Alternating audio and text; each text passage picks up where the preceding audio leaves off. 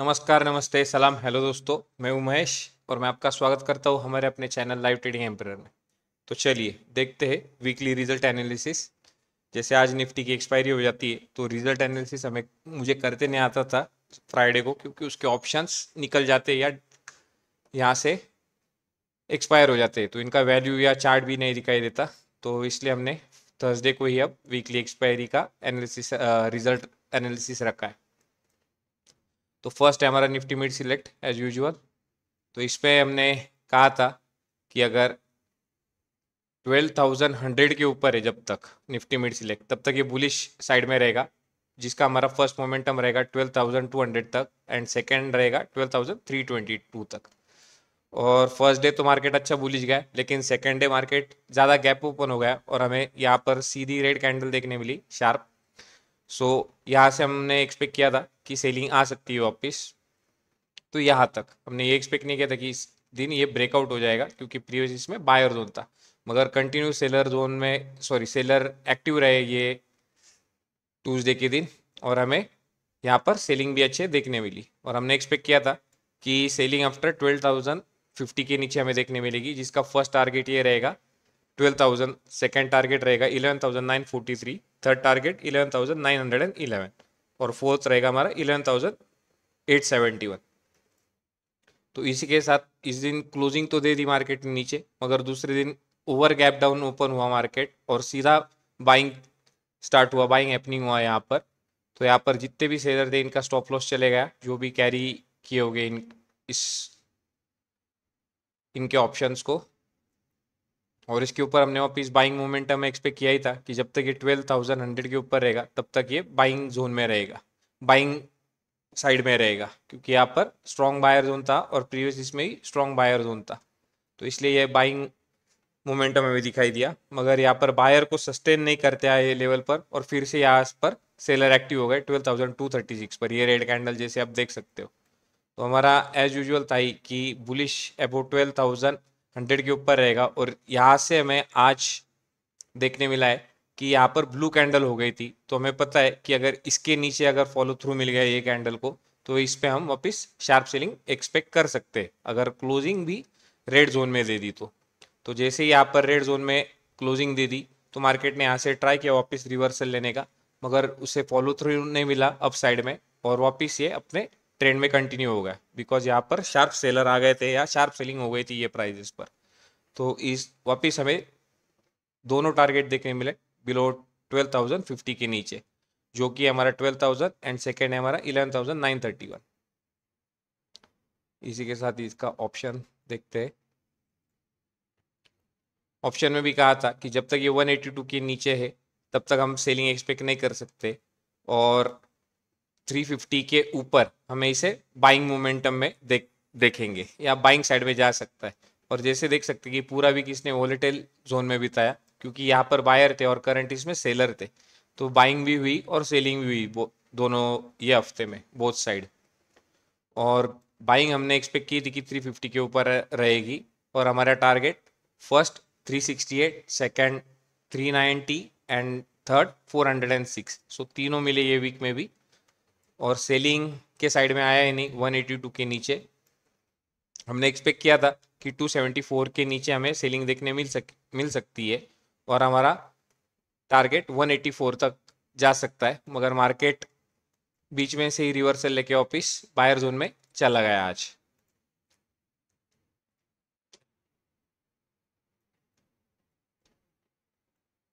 देखते हैं 12,150 का कॉल। तो यहाँ पर भी हमने कहा था कि सेलिंग हमें 285 के नीचे देखने मिलेगी, जैसे इस दिन हमें ट्यूसडे को देखने मिली और हमारा फर्स्ट सेकंड टारगेट दे दिया। और ट्यूसडे को वेनसडे को मार्केट गैप डाउन ओपन हुआ और सीधा हमें बाइंग देखने मिली सेलर जोन में। सो मार्केट वापस बाइंग जोन के मोमेंटम में चला गया और यहाँ पर बायर लेवल भी क्रॉस कर दिया वापस 328 का, जिसका हमारा फर्स्ट लेवल था 377 फर्स्ट मोमेंटम एंड सेकेंड था हमारा 432। सो हमें सिर्फ यहाँ पर फर्स्ट मोमेंटम तक ही टारगेट मिला और हमने एक्सपेक्ट किया था कि वापस सेलिंग इसके नीचे अगर आ गई तो हमें फास्ट मोमेंटम देखने मिलेगा। अगर कुछ खास मतलब क्लोजिंग के वक्त आया मार्केट ये प्राइस पे आखिरी आवर में। सो जैसे देख सकते हैं कि ब्लू कैंडल को यहाँ पर फॉलो थ्रू मिल गया और वापिस सेलिंग कंटिन्यू हो गई मार्केट क्लोजिंग के टाइम पर। सो निफ्टी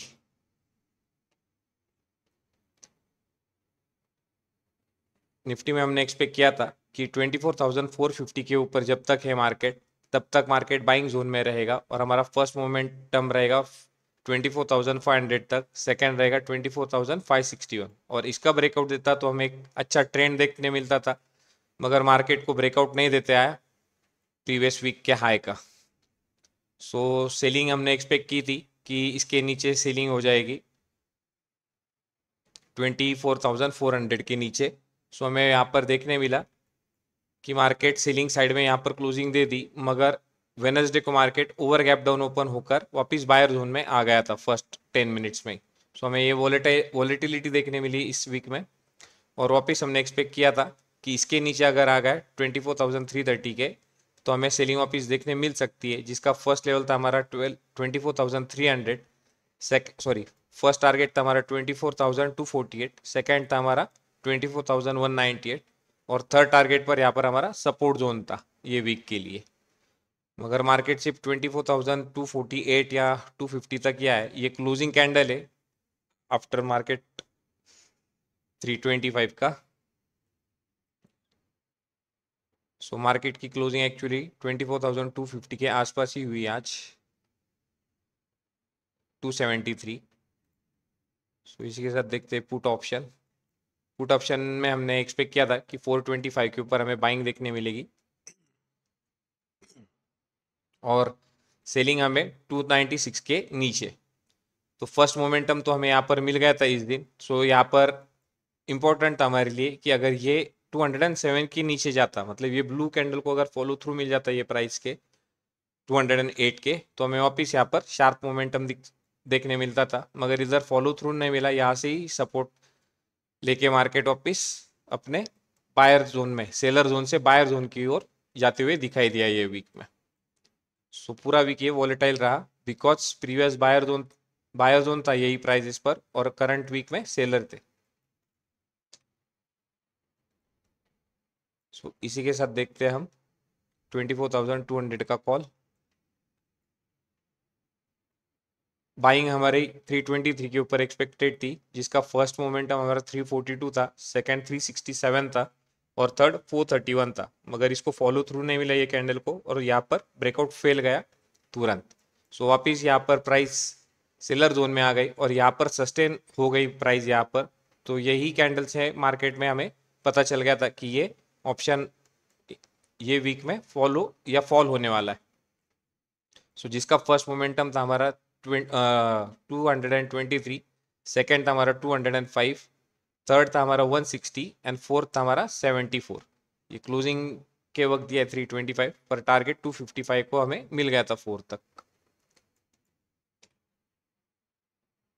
सो इसी के देखते फिन निफ्टी ओपन ही वोलेटाइल जोन में हुआ था। सो एक्सपेक्टेड था कि हमें कि 26,300 के ऊपर हमें एक फास्ट मोमेंटम देखने मिल सकता था बाइंग साइड में, मगर मार्केट को ब्रेकआउट नहीं देते आया और मार्केट प्राइस एक्शन कर बना के यहाँ पर वापिस सेलर जोन में चला गया और 26,100 तक हमें वोलेटिलिटी देखने मिलने वाली थी और बिलो 26,100 के नीचे हमने कहा था कि हमें एक शार्प मोमेंटम देखने मिलेगा सेलिंग का फिन निफ्टी में।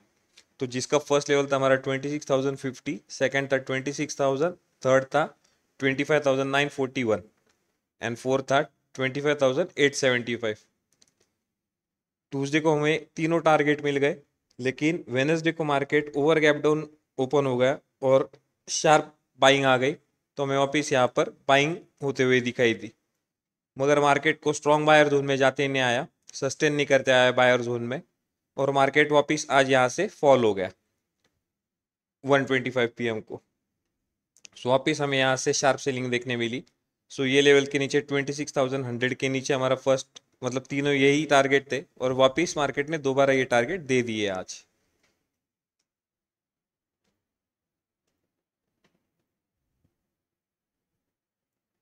ओटीएम या मंथली एक्सपायरी होने के बदले हमें लिक्विडिटी नहीं देखने मिलती है ऐसे ऑप्शन में, हमने एनालिसिस इसमें किया था कि 306 के नीचे जब तक है तब तक ये ऑप्शन सेलर साइड में रहेगा, और सेल विलो हमने 276 के नीचे कहा था कि हमारा फर्स्ट मोमेंटम 261 रहेगा, सेकेंड हमारा 246 रहेगा, और थर्ड हमारा 200 रहेगा।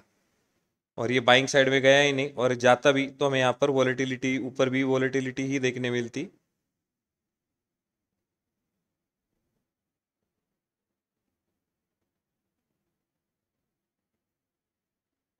इसी के साथ पुट देखते हैं।